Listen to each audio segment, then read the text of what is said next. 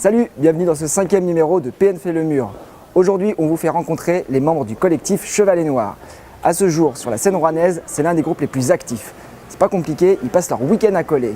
Et dès le lundi matin, pour les fans d'art urbain, commence une nouvelle chasse au trésor sur les réseaux sociaux. Alors, où le Chevalet Noir a-t-il encore frappé? Réponse dans ce nouvel épisode de PN fait le mur.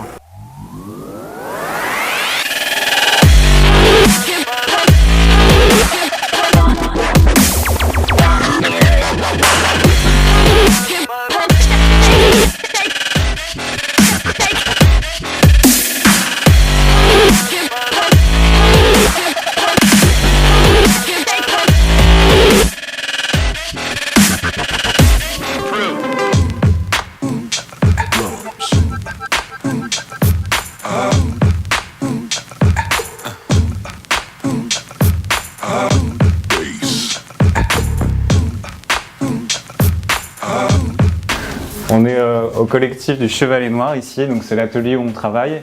Donc on est 4 membres en fait dans le collectif. Il y a donc Fuck It, Lise Pogno, Herman Collit et puis une autre artiste qui s'appelle Et Garçon. And now you've got yourself something funky.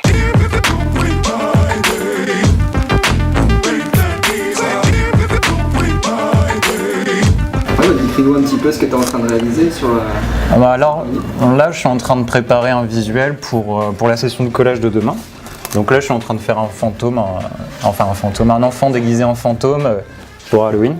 Donc après je fais pas que ça, c'est genre je fais souvent des thèmes très différents, des sujets différents, j'ai pas de sujet propre ou de thème vraiment défini, c'est souvent ce qui me plaît, ce qui m'évoque quelque chose d'un peu enfantin, d'un peu marrant, une image un peu symbolique comme ça, l'image du fantôme. Donc après voilà, nous en fait l'idée c'est qu'on a chacun un peu notre univers, on prépare nos collages toute la semaine, chacun sur des médiums, enfin on a du papier craft, nous on fait sur papier blanc, mais on fait tous à l'acrylique, donc chaque pièce en fait est unique. Et tous les dimanches, donc nous on va coller tous les 3 dans la rue, on va aller coller dans les rues de Rouen. Donc ça fait pas longtemps qu'on colle, ça fait même pas un an, ça fait moins d'1 an qu'on colle. On a commencé progressivement, on a commencé par mettre des stickers, plus des petits stickers. Après on a été sur d'autres affiches, plus en impression, parce qu'on faisait beaucoup de linogravure à l'époque. Donc on a diffusé beaucoup d'affiches dans ce style-là. Et là on est revenu vers quelque chose de pièces plus uniques qu'on va diffuser en fait dans la ville. Et donc nous notre idée c'est de diffuser un maximum d'art, d'un art qui va assez libre, assez spontané. On essaie de le rendre le plus accessible possible aux gens. L'idée c'est que c'est quelque chose qu'on partage. L'idée pour nous, l'espace public, la rue, c'est un endroit où on va pouvoir s'exprimer. C'est un lieu d'expression.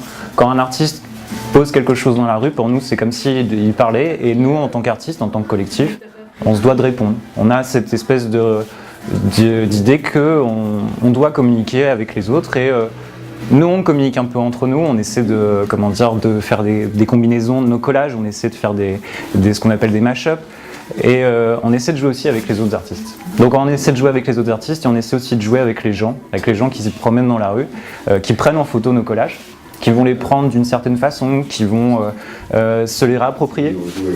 Et c'est ça qui nous intéresse au final, c'est cet échange, parce que c'est un espèce de grand partage qu'on essaie de faire en fait avec ce qu'on fait.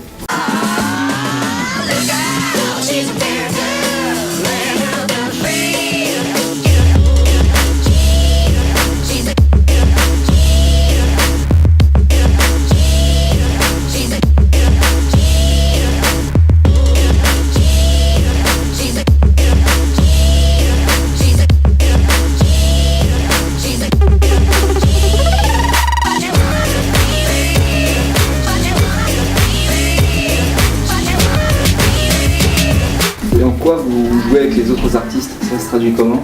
Dans le principe même du street art, en fait le principe du street art c'est ça, c'est de faire sur des terrains, sur des murs, sur des zones où tout le monde peut venir, c'est des zones libres.